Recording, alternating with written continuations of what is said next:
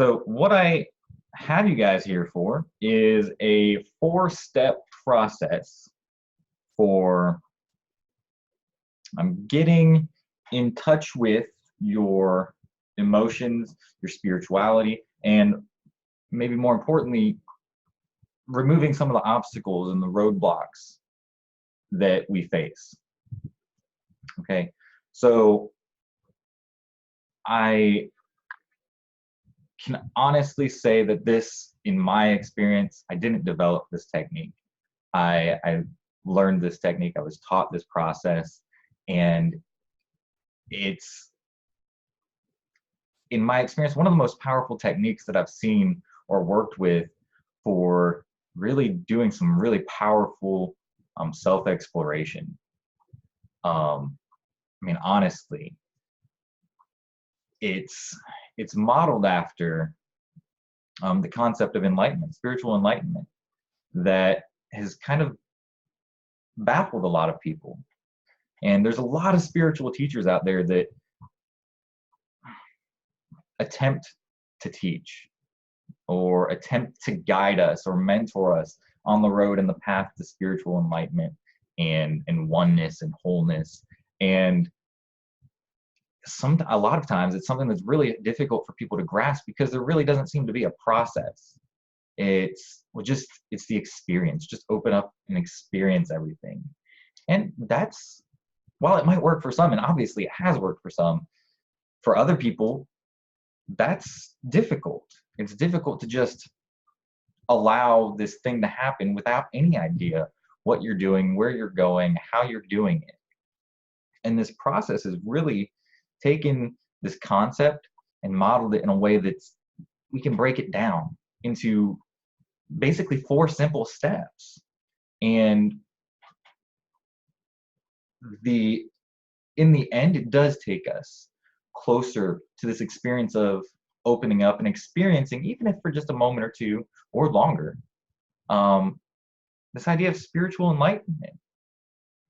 At the same time, the process works to dissolve the things that are standing in our way. So our beliefs, our limiting emotions, thoughts, any mental or emotional constructs that are in the way and holding us back and keeping us from really being the best version of ourselves, practically or spiritually. So that's the process that I've really brought you guys here for, because I want to share this. I think it's a very powerful technique, and I want as many people as possible to be able to experience it and work with it and share it and practice it. And when I say practice it, I mean that wholeheartedly. It's not a one and done type situation or process where you do it one time and your whole world is perfect. And you're the supreme enlightened being. It is a process. It's a very simple process. It's a very straightforward and direct process, as you'll see. But it takes practice. And I think by the end of this webinar, you'll have an idea. You'll be able to do it on your own. And if you don't, please feel free to reach out and I'll help you with it one-on-one. But it is simple enough that I think at the end of it, you'll be able to guide yourself through it. But the thing is actually doing the work and being able to do that and doing it as needed, as necessary. Okay, so without further ado, let's get started. Okay, so give me one moment to bring this up.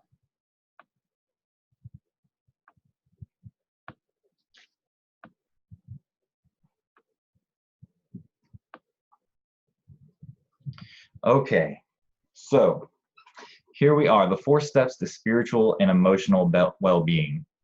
All right. So first, I want to ask, what is enlightenment? I just spoke about enlightenment a little bit. What is it? What is enlightenment?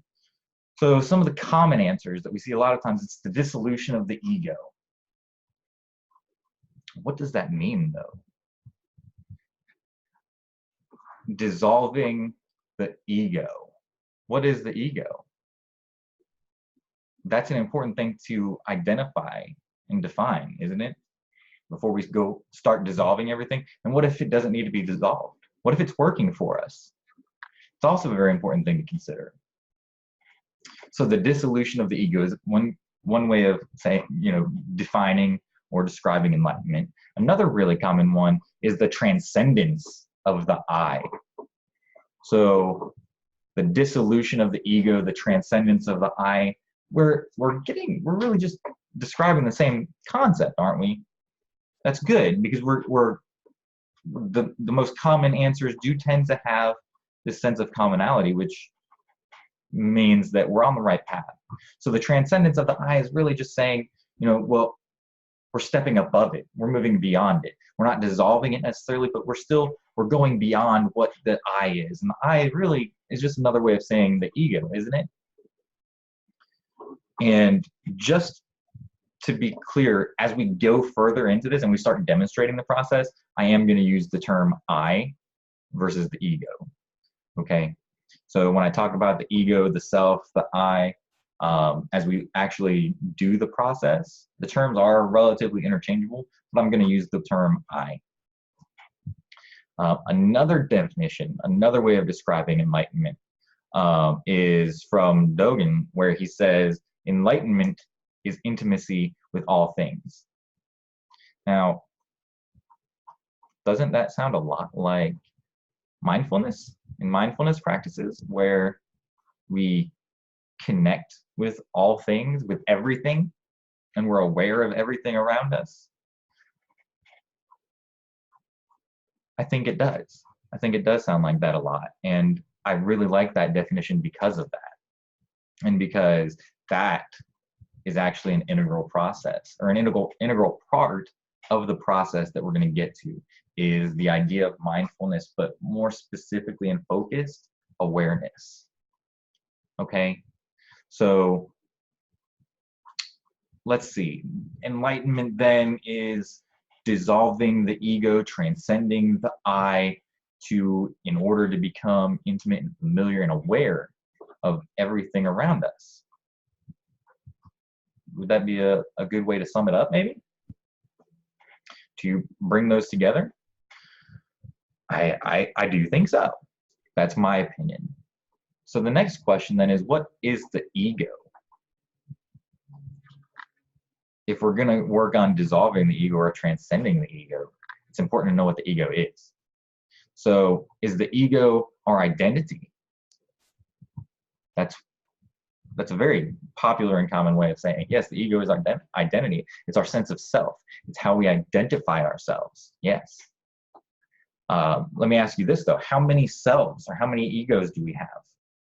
Do we have just one, or do we have many? How many egos or selves or I's do we have? I want you to take just a moment and think about that. Is there one, or is there many? Are there a lot? And here's my take on it. Here's what I believe. William James gave this quote: properly speaking, a man has as many social selves as there are individuals who recognize him and carry an image of him in their heads. So think about that for a moment. So essentially what I'm saying is, yes, I believe that we have many selves. Not just one true self, but we have many. And as in the quote here, as many social selves as there are individuals who recognize him and carry that image of him in their heads. So how many people do you interact with on a daily basis? How many people at work do you interact with who have this idea in their head of who you are and the relationship to you? How many people in your family do you interact with? And do you interact with people at work the same way that you interact with your family? Do you interact with everybody at work the same way? Probably not. What about your family members? Do you interact with all of them the same way? Again, probably not. We have a unique relationship with basically everybody that we interact with, because we also have a concept of who they are. So that's a different self that we're projecting. a different ego, a different I that we're projecting with each and every relationship that we have at work, socially, in the family, anytime that we're interacting with somebody. That's a lot of different egos, a lot of different I's, selves, masks, whatever you want to call them.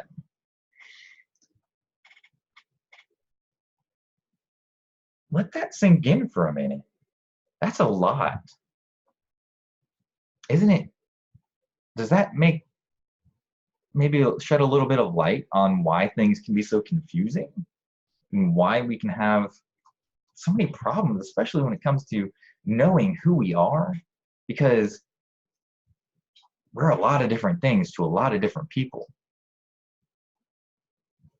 So let's go with this. Let's talk about the ego for a moment. The ego is clingy, okay? The ego is clingy. The ego has a sort of self-defense mechanism where the ego identifies as us, even though we have a different self that we project in every relationship and every time we speak with somebody individually. Each one of those egos feels like it's just as important for it to stick around and be alive and maintain itself as every other one. So that ego clings to whatever it believes helps it survive, whether it serves us or not, whether it serves the greater us, the big I, or not. So think about all of those I's that we have in every single relationship, in every interaction that we have. Are all of those I's serving you? Are all of those I's in alignment with your values, or do some of them betray your values and work against you? Work against the direction that you're trying to go and the direction that you're trying to take your life? Could some of them maybe be holding you back? Could some of those I's be really grasping and holding firm to certain limiting beliefs or negative thoughts about yourself or emotions that we just want to hold on to and can't let go? I mean, surely, I've used this, I've said this before, but it's very apt. There are a lot of times where we live in our emotions and we react by grabbing a hold of an emotion and bottling it up. But why are we bottling it up? And what do we do with it when we bottle it up? A lot of times we're throwing it over our shoulder onto the pile of that same emotion that we refuse to acknowledge and we refuse to live in and we refuse to work with it or release it. And we just keep bottling it up every time we feel it. Throw it over there on the pile. Or what are we doing with it? Are we saving it for a day when we're just too happy? We're just overwhelmed with happiness and joy and love, and we really need a little bit of depression, so we turn over here and we grab a bottle and just pop it open? Why are we saving them? Well, again, maybe in that interaction, our ego thought that's what's going to help us survive. So the ego clung to it, grabbed it, held onto it tightly, and refused to let it go. So the ego clings to things and holds tightly to it out of survival, whether or not it serves us as a whole and drives us in the direction of our values or not. So let's see. When we get stuck, can we turn to the ego and ask the ego if it's willing to let it go? Remember, the ego is just clinging to this so hard, so strongly. I refuse to let it go. But can we ask it? Can we ask the ego? Can we present ourselves to the ego and say, hey, you know what, ego, you know what, I, self, this isn't the direction I'm wanting to go. This doesn't feel right. This doesn't feel good. Can we just let it go? Can we go a different direction that's more in alignment with my values? Yes. Yes, we absolutely can. And that is one of the core ideas behind the process that we're going to get to. It might seem a little bit silly, but I promise you it works. And I promise you, if you give it a if you give it a shot and you try this process as we get to it, you will notice the difference. Okay. So yeah, so if we get stuck, can we ask the ego to be less clingy? Yes. Again, yes, we absolutely can. Okay. But I want to take a moment right now to say this. We're asking. As strange as this might sound, we are asking. We are asking the ego. Hold on one. Okay. See, what happens if you try to force the ego to do something that it doesn't want to? Again, like I said, okay, let's demonstrate. The ego is grasping something, holding on to it real strong, real powerfully, right? Just, it will not let go.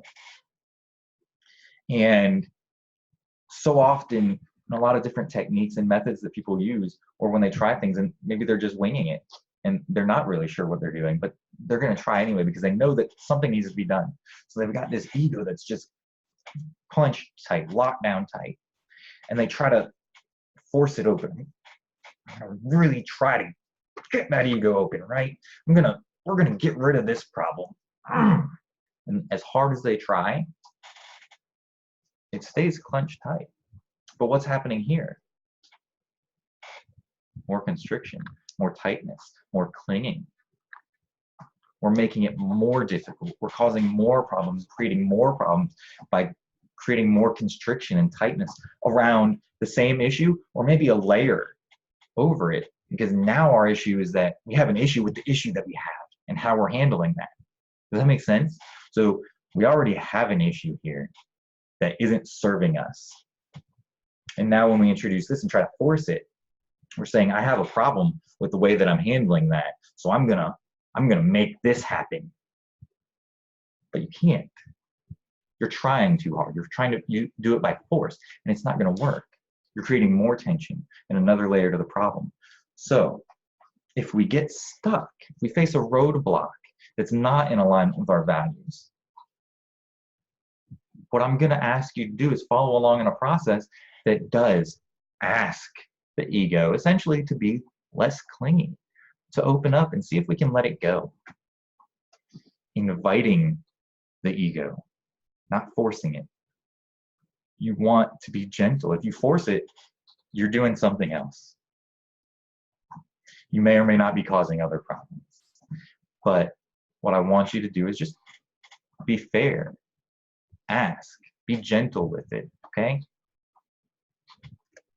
So here we go. We're going to start off on the path of figuring out this process and walking ourselves through the process. So the prep work, the preparation for this is that I want to talk about awareness for a moment.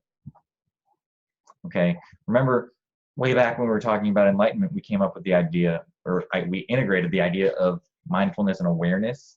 And what is awareness? Okay, so awareness is the capacity to notice things. It's simple. Awareness is the capacity, the ability, the capability to notice things that are going on around us. When you see something, when you smell something, when you hear it, you're aware of it. Okay? And I want to take a moment to explore that. Okay?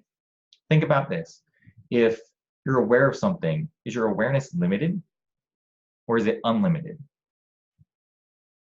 If somebody makes a noise over to one side of you, or you hear something to one side, do you hear it? Or do you not because it's on one side? You probably hear it. What about if a noise is on the other side? You probably hear that too. In front of, behind, you can hear these. You're aware of them. Sight, as long as it's in your field of vision, you can see it, right? And sometimes people need a little extra help. I'm one of those people.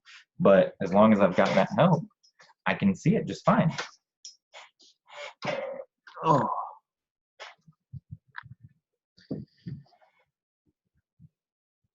Feeling. Here's one. How is your sense of feeling limited? A lot of people think about that and they say, well, you know, I can only feel things that I'm touching. Oh, really? What about the air? What about the temperature? Sure, the air, I guess, that's touching your skin can fluctuate, but you're not really touching anything, but you can feel a difference in the temperature, the heat from the sun. You can smell things that aren't necessarily right there. Is there a limit? One of the things that I like to say when we talk about the limitations of our awareness, I'm sorry. Guys, I have this cute little puppy here, and she wants a little bit of attention, and she wants to say hi. Say hi. Say hi. Okay. Oh. So, how many of you have gone outside at the middle of the night and looked up at the sky? Probably most of you at some point have gone outside and looked up at the sky, right? Could you see the moon? Could you see the stars? Do you know how far away the moon is? The moon, I wrote it down here, is 238,900 miles away, but we can see it. How's that for limitless? If that's not enough, you know how close the nearest star is to us? It's 4.243 light years away. So we're 4 light years away, but we can see it. How's that for unlimited awareness? Okay, so I really want you to understand this concept that our awareness isn't simply the things that are in the same room as us. Yes, we're aware of the things that are in the same room with us, but our awareness can go much, much, much further than that. Okay, that's very important. Okay, so I want to take a moment now to have you just relax. Just take a couple deep breaths, breathe in and breathe out. Follow along, breathe in, breathe out. And take a moment to just relax. Keep breathing, breathe deeply, and breathe out. And relax. Listen to the things that are going on around you. You can hear my voice. You're aware of my voice. Listen, take a moment to listen for anything else that's going on around you in your own home, in the area that you're in. Any other voices, any other sounds, anything else that you might be aware of via sound, auditorily, anything that you can hear. Take a deep breath again through your nose. Breathe in deeply through your nose. And be aware of the things that you can smell. What's the air smell like? Is there something going on? Is somebody cooking nearby? Maybe you just cleaned. Maybe somebody's cleaning and you can smell the things that they're cleaning with. Maybe you can smell the fresh air, some trees, some plants, flowers. What do you smell? Open your eyes, if they weren't already, and look around you. What are the things that you can see that you're aware of? The colors, the shapes, the sizes. What are you aware of via sight?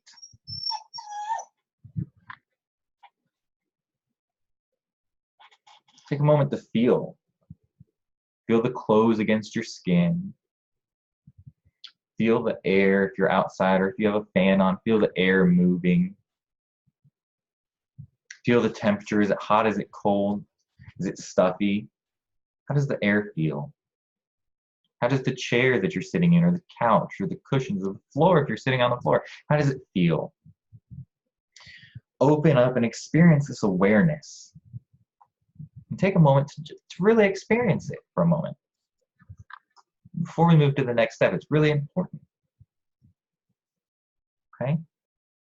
So the next step is finding a beginning. Okay, here's where we actually get started. Step number 1. What I want you to do in step number 1 is find something that bothers you, an experience that's, or an issue that annoys you mildly, preferably, something that's not too strong here, something that's just a mild annoyance, something that's mildly irritating. It could be anything really, but we prefer to keep it something simple to work with in this short demonstration.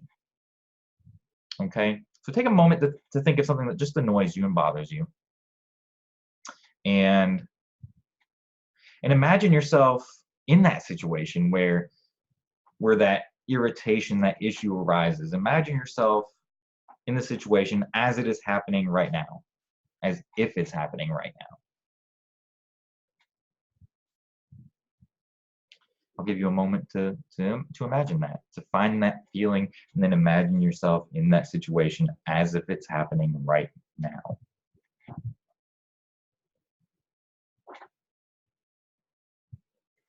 Now, I want you to notice how you feel in response to that irritation, that annoyance, that mild disturbance. I want you to imagine and notice the feelings that you have around it.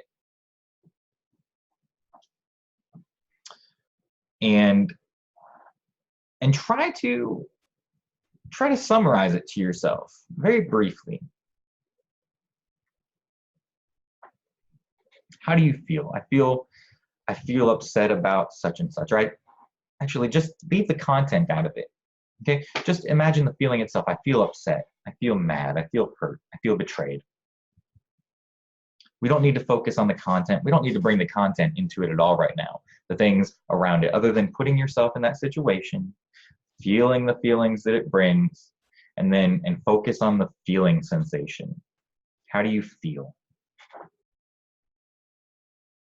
Okay. Now I want you to focus on it even further, and let's explore it. Where is that feeling located? Where are you feeling it? When you say, I feel some kind of way, where do you feel it? Do you feel it in your stomach? Do you feel it in your arms? Do you feel it in your chest? What area do you feel it in? Now focus in on it. Get as specific as you can. If you say it's in your chest, where in your chest? Okay. Carrie says, it makes me feel anxious, heart racing, hands tight, jaw tight. So you feel it in your hands and your jaw. Where do you feel it the most? Let's focus on where's the sensation concentrated? If it's in your jaw, that's great. Where in your jaw? Your entire jaw? Is it inside of your jaw, or is it your jaw? Or is it outside of your jaw? Kind of like an aura or a sensation that just kind of surrounds it. Let's focus on the specifics of where exactly it is. And once you've identified its exact, precise location as best as you can, let's notice the sensation qualities of it. Meaning, how big is it? Is it big? Is it small? Is it tall? Is it a certain shape? Or is it shapeless? Those are some visual qualities of it. Is it heavy? Does it feel heavy? Does it feel light and airy? Does it feel real dense? How does it feel? What are the sensation qualities of it? Is it hard? Is it soft? Is it feathery maybe? Is it prickly? Is it sharp? Really get into it and explore it. How does it feel? How does it look? Maybe there's a taste. Maybe there's even a sound to it. Notice those things. Really get into the awareness of that feeling sensation. Identify for yourself where it is, okay, the size and the shape of it, and how it feels.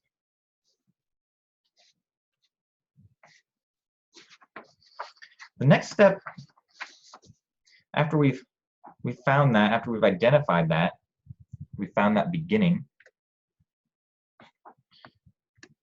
is to find the I. Remember, we talked about the ego, the self, the I, and I mentioned that I'm going to be referring to it as the I. Once we've located that feeling sensation of the issue, I want to ask you to find the I that is aware of that. Once you've identified that, once you've identified the feeling sensations, that initial issue, you're aware of it. Remember the awareness exercise. You're aware of it now. But where is that awareness coming from? Where is that I that is aware of that sensation? And it can be anywhere. There's no right or wrong answer. It could be in your head. It could be very near that same location. It could be above. It could be behind. It could be off to one side. But where is the perceiving coming from? Where is the center of the perceiving of that core issue that we started with? We're going to call that the I, that center of perception, where the perceiving is going on from. That's the I that we're going to be working with. So where is the I that is perceiving the feelings that we were exploring and that we're aware of? I'll give you a moment to find that I. And just like we did when we found the initial issue and the feelings of it, I want you to not just find the location of the I, but let's identify what it looks like. How big is it? How big is the I now? The I that's perceiving. How big is that? Is it large? Is it small? Some people say it's them, that it's the entire shape of them. Some people say that it's just their head. But go a step further. Is it you? Is it your head? Is it fully your head? Or is it a little bit larger than your head? A little bit smaller? Is it in the center of your head? Is it above your head? It can be inside of you. It can be outside of you. But locate where the I is, and then figure out what it looks like, what its shape is, what its size is. And then we're going to go another step further, and we're going to get into the sensation qualities of that I also. Is it hot? Is it cold? Is it dense? Is it expansive and soft and airy? What are the qualities of it? What are the sensation qualities of the I? How does it feel? How does it sound if it sounds a certain way? How do you sense it? How are you aware of it? What does the awareness of it feel like? And I'll give you a moment to really get into that. Explore it as best you can.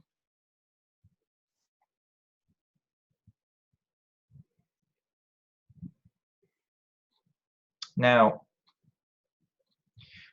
depending on the severity and the strength of the issue that we started with, this might be as far as we need to go with finding the I. With step number 2, this might very well be as far as we need to go to work with this. But sometimes we pick things that are a little bit harder. Sometimes we pick issues where the egos are a little bit more stubborn, and you'll see what I mean when we get there. But if that happens, we can go further. And so for the purpose of this webinar, for the purpose of this demonstration, I do want to go further. I want to take you further. So we've put ourselves in the awareness of the situation that has been bothering us.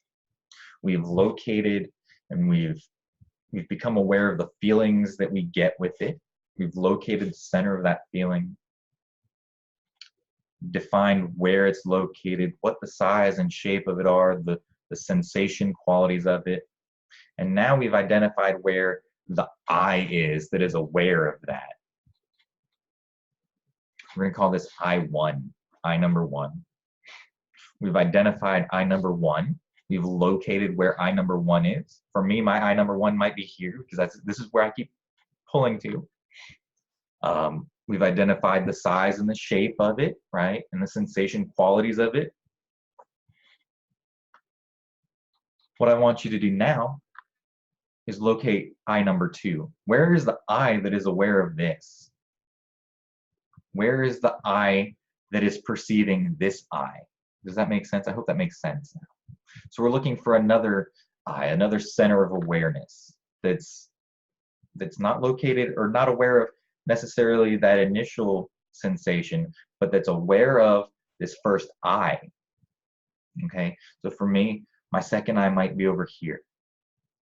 The eye that is aware of this eye, for me, might be over here. Now, do the same process.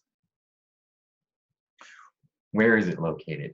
Specifically, as specific as you can get. If it's inside of your body, where inside of your body? If it's outside of your body, where outside of your body? What does it look like? Big, small, black, yellow, green, orange? Is it gaseous? Is it expansive? Is it airy? Is it tight? Is it dense? Is it constricted? Is it heavy? Is it a square? Is it a sphere? Is it round? What's the size and shape of it? Maybe it's a 6-inch little box that's just floating here, and it's green on one side and purple on the other, and it's very dense. It could be different for anybody and everybody. Just explore the sensation qualities of it. What's it look like, feel, size, all of that. And now we're going to do this one more time. I want you to find a third eye. I want you to find a third eye that's aware of the second eye. Okay? So we've opened up and explored our awareness of this second eye. I want you to find a third eye now. We're going to take this 3 steps into it. A third eye that's aware of this one. Where is it located? Where is the center of perceiving of this eye? The eye that's perceiving this eye, where is that one at? Specifically, as specific as we can get. Where in space or in our body, where in our awareness is this eye located? This is eye number 3. How big is eye number 3? What's the size and the shape of eye number 3? Is it bigger or smaller than the other eyes? Is it a different color? What color is it? How much does it weigh? Does it feel a certain way? Is it prickly? Is it soft? Is it feathery? Is it light? Is it heavy? What are the sensation qualities of it? How do we sense it? How do we feel it? How are we aware of it? Get as deep into that as you can. Really explore that. How does it feel? And again, remove the content as much as possible. Don't worry about how it makes you feel necessarily, in the sense of it makes me scared. It feels frightened. Those are interpretations, and those are perfectly fine to explore. But what we want to do is focus on the actual physical sensations. What does it look like? What does it feel like? What does it sound like? What does it smell like? Not our interpretation of it. Because that's adding another layer to it that we don't need to work with. We can strip this down very, very basically, and it works wonderfully. So don't worry about your interpretation of the feeling, the sensation qualities. Just focus on the sensation qualities. Okay? So now we have 3 eyes, 3 selves, 3 egos to work with, right? So we've got an eye 1, 2, and 3. I want you to focus on this third eye, the last eye that we located. Feel it, be aware of it as in depth as you can. And then ask it, check with it, and ask, does the sensation of this eye welcome the invitation to open and relax into all of awareness? Remember how expansive awareness is. Remember how inviting awareness is and how we're aware of so much. We're welcoming it and asking it if we can invite it and welcome it into all of awareness, because in all of awareness, we can be aware of so many things. And we don't have to let it restrict us. So by inviting it into this sense of awareness, we're asking it to open up, to stop holding on so tight. Just open up, to feel it out, See if it'll try. Ask it if they'll try. Give it a shot. Do you accept the invitation? Do you welcome the invitation to open and relax into all of awareness?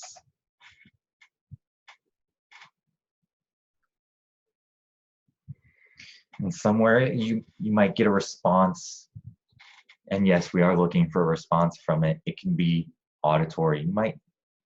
Or we can interpret it somehow, where we get the feeling that it says yes, where this I, this ego, this self says, yes, I do accept the invitation to open and expand and relax into all of awareness. And if it says yes, take a moment to let it do that. Take a moment to let that I expand and relax and open into all of awareness. And watch that process. Be aware of it. Feel it. What does it feel like? Is it dissolving? Is it disintegrating? Is it breaking apart? Is it flowering? Sometimes instead of it moving and dissolving and breaking apart, sometimes it helps if all of awareness enters into it and floods into the I. So if it maybe it's not open to open and expand and relax into all of awareness, but ask it, will you welcome the invitation for all of awareness to relax into you? And instead of it disintegrating and dissolving into awareness, awareness fills it and expands through it. And the end result is the same, that the I opens up and relaxes. And then we go to I number 2. After you've given it a moment to relax and open into all of awareness, we go to I number 2. Second I that we found. And we do the same process. We ask I number 2, do you welcome the invitation to open and relax into all of awareness? Or do you welcome the invitation for all of awareness to open and relax into you? And wait for an answer. And if the answer is yes, and note that it doesn't have to be yes, but if the answer is yes, allow it to happen.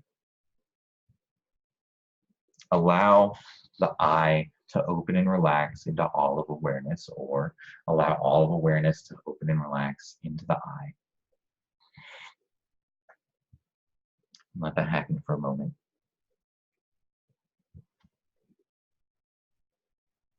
And if that I said yes and welcomed that invitation and is open and relaxed, or allowed awareness to open and relax into it, go to that first I, the first I that we found. Locate that I now and check in with it. See if it feels the same. Maybe it's already changing. Maybe as the other I's have dissolved into all of awareness, maybe that I has already started to change and open up. Maybe it's gotten a different shape, a different size, a different sensation. Maybe it's already started a process of its own. But if that I is still there, if that I hasn't already on its own opened and expanded into allness of awareness, go ahead and ask that first I number 1. Do you welcome the invitation to open and relax into all of awareness, or do you accept and welcome the invitation for all of awareness to open and relax into you? And wait for that answer. And if the answer is yes, allow that to happen. Take a moment to allow that to happen and feel and be aware of how that process is happening. Is it expanding and relaxing? Is it disintegrating, dissolving? How does it happen? How does the feeling, how do the sensations change of it? Okay.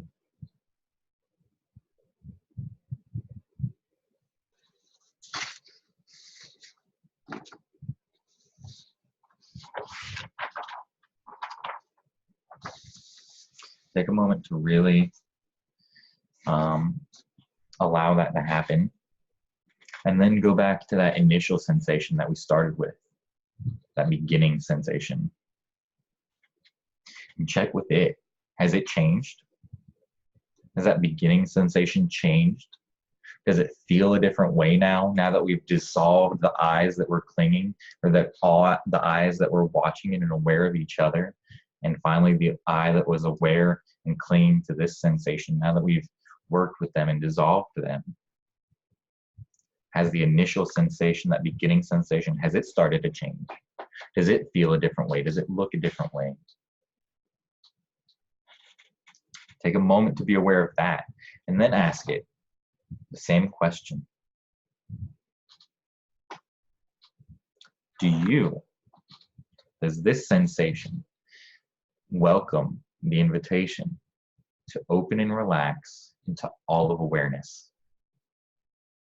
Or does the sensation welcome the invitation of all of awareness to open and relax into it?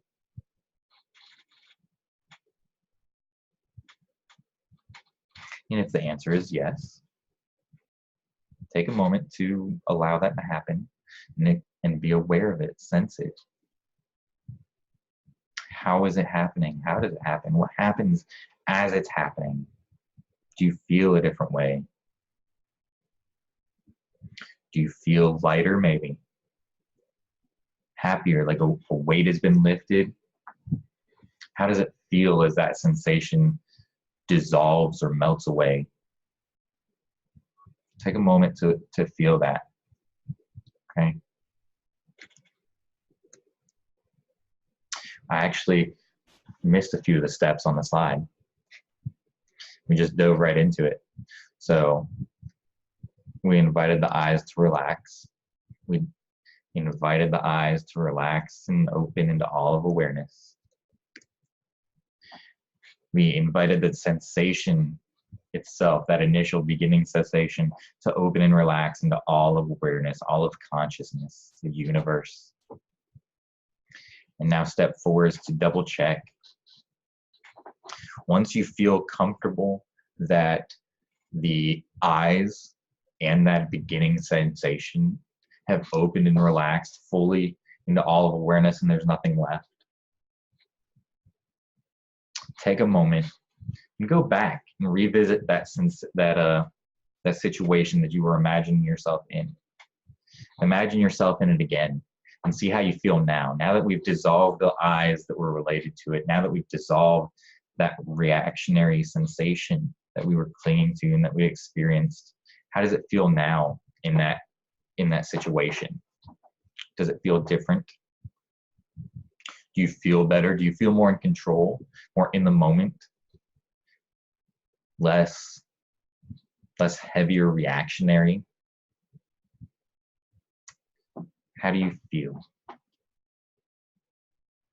And if it feels good, if you feel like there's been a positive shift or a positive change, try moving forward. See if you can imagine a time in the future where the same situation might come up. Not something that you've already been through, but maybe if you can imagine it happening again. How does it feel? How do you react if you imagine yourself in the future in a similar situation? Does it still feel good? Do you still feel more in control? Do you feel less reactionary now and more in charge? Do you feel more calm? How do you feel? How does it feel now in this future situation? Now, hopefully, if we've done the process, if you went through the process,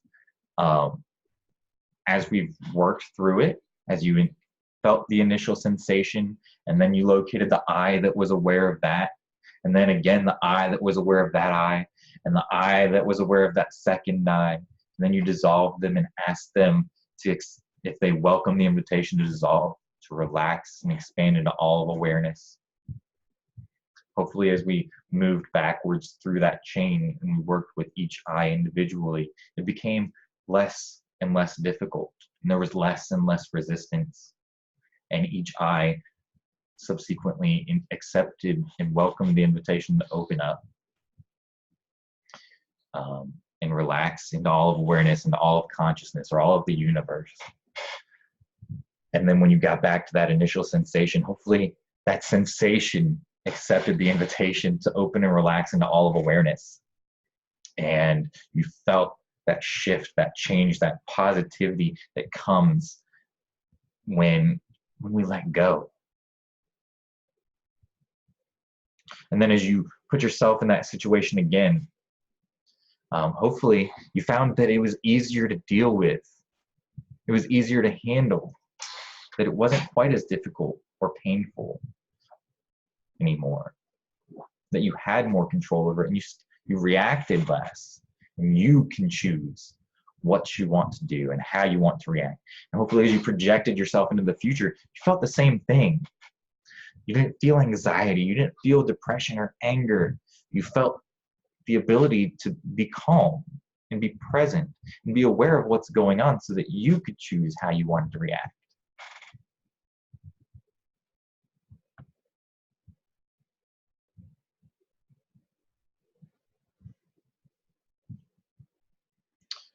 So take a few moments to really think about that. How did it feel? How was that process for you?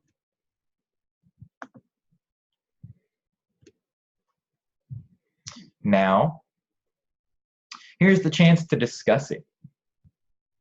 Does anybody have anything that they want to add? Any questions that they have? How did it go? How was the process? Did it work for you?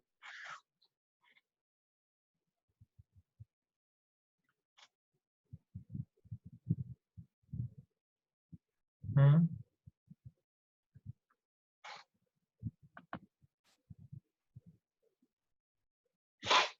Did you get any positive or negative experiences and work with it?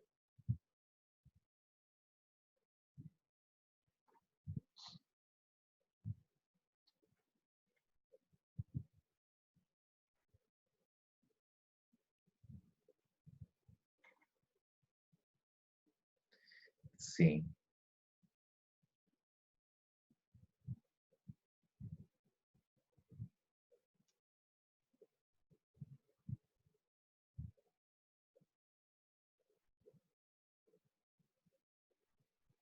So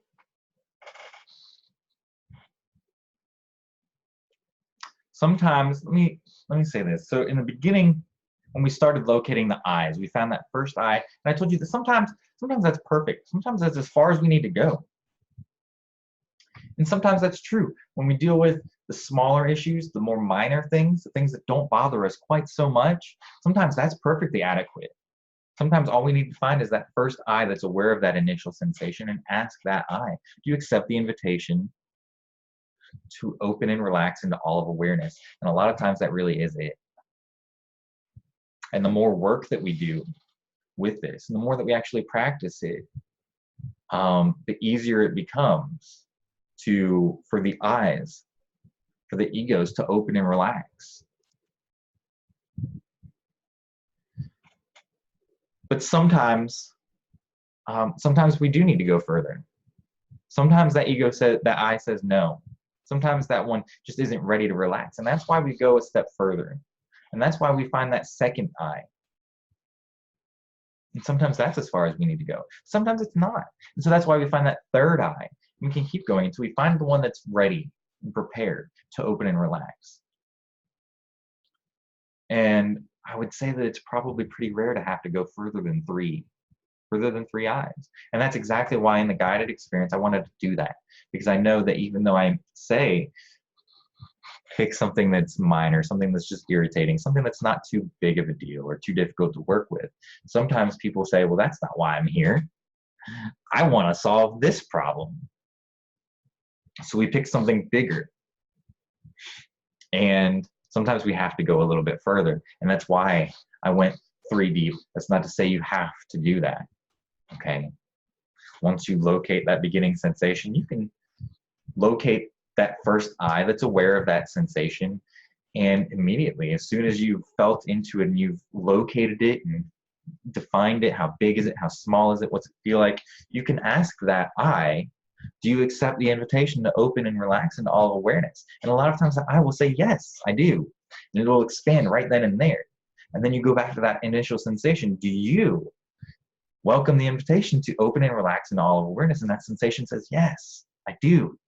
And it opens and expands. And then we can put ourselves back and forwards into these situations and feel it again and see that, yes, we've made progress and we've released whatever it was that we were holding on to. And that's the power of it and the beauty of it. Okay? It's 4 simple steps. Once you've learned and recognized the power and the depth and the limitlessness of awareness, you simply invite these things into that awareness. It's welcoming. So step number 1 is find a beginning. Where do you want to start? What's bothering you? What's come up? And it can be anything, emotional, mental, beliefs, anything that doesn't feel right to you. Feel into it, feel that sensation, and then locate the I that's aware of that. So step 1 is finding that beginning place, that beginning sensation. Step 2 is finding the I that's aware of it. Step 3 is inviting that I, or if we have to go further, more than one I, inviting that I to relax and open into all of awareness. That's step 3. And step 4 is to double check. Once we've invited the I to open and relax into all of awareness, once we've invited that beginning sensation to open and relax into all of awareness, we move on to step 4 and we double check and see if we put ourselves back in that situation, how does it feel? Does it feel like we've made progress? You might need to go through the process again. You might need to find more than one I, but it's a very simple process. And if you feel like it hasn't worked fully, you find the next I. If you find that something else has come up, you feel into it, you find the next I. You invite the next I to open and relax into all of awareness. It's very simple. It's very straightforward. I know that you can do it, and I know that you can use it. Not just now, but repeatedly, as often as you need to. So I want to take just one more moment. I know that we're at the time now. We're right just about at the hour mark. So I want to take one more moment to mention this. Coming up here at the end of this month, actually, at the beginning of April, I have a 6-week Life Purpose Solutions group coaching program. Okay, and it's starting in April. Registration is open through the end of this month, and that's it. And it's a small group program. I have 4 spots. I have 2 spots open. 2 of them are filled. I have 2 spots left open. So what is this about? Well, it's about learning what your life purpose is. It's about identifying your life purpose. What are you here to do with this life? What gifts are you meant to share with the rest of the world, with the rest of humanity, with the rest of the universe? What is your purpose for being here? I have a very powerful process for identifying that I've spent years learning and studying and practicing with. And I'll give you a secret. It's right at the tip of your fingers. That's all I'm going to tell you about that process right now. You can find out more by going to my website, shown there below. But once we've identified your life purpose, and we go beyond that, we go far beyond that. We go into your life purpose, specific and detailed as it relates specifically to you right here and now and how it's shown itself in the past. But we also go beyond your life purpose and we look at your life lesson. We look at your soul psychology. What is your soul here to do in this lifetime, in this incarnation? What is your soul here to do? Your life purpose, your life lessons. How is it meant to express itself? And then that's your very first session, as a matter of fact. It's a one-on-one session going into all of that. The rest of the 6 weeks is group work, where we do a lot of work on dissolving and removing the blocks and obstacles that are in the way of actually living and expressing that. But also, how do we line our values up with how do we line our personal values our human values and beliefs and wants and needs? How do we get those in alignment with our soul psychology, our soul level work, our soul's wants and needs? And then how do we live that? How do we express that? How do we embrace and embody that? Okay, this is stuff that I was doing one-on-one in a single session, and I found that it's not working because I'm not giving you enough. It's like handing you the keys to a motorcycle and telling you to ride it home when you've never been on a motorcycle before. You don't know how to start it, let alone ride it. So the 6 weeks are to learn to ride it and take the training wheels off so that you can take back control of your life and live a fulfilling and meaningful and purposeful and powerful life that's in alignment spiritually, soulfully, and practically humanly. Everything is in alignment and working together harmoniously and naturally. That's what I want for you. Life doesn't need to be difficult. Life can be easy when everything gets in alignment and works together. That's the purpose of the 6-week Life Purpose Solutions group program. And if you have any interest in that or you want to find out more, please absolutely visit my website. It's www.integralhands.com. It's shown on the screen. And just see what it's about. See what I have to offer. Shoot me an email, message me on Facebook, and just ask. I'm more than welcome to, or more than happy to talk to you about it and see if it's something that would be useful to you. Okay? So if you have any questions about the program, the upcoming group program, or this 4-step process, and I'll tell you now that this 4-step process is actually an integral part in this 6-week program. It is one of the most powerful techniques that I know for dissolving the blocks, the obstacles, the limiting beliefs, the emotions that we have standing in our way, and getting them out of the way so that we can live a more meaningful, happier, love-filled, love-based life without the obstructions. This technique, this 4-step process that I just showed you and taught you and worked you through is that powerful. The more I share, the more feedback I get about how powerful it was and just how much it changes and helps people's lives. Sometimes instantaneously, but sometimes not. Sometimes it takes work and practice. So if you guys have any questions about it, if you need any help, if you run into a block with it and you need some help getting through it, feel free, absolutely, 100% welcome to reach out to me. And I promise you, I will work with you on it. I will take the time to work one-on-one with you through this 4-step process. I want you to use it. I want you to be successful with it. So if you have any questions, please don't hesitate to reach out. Okay?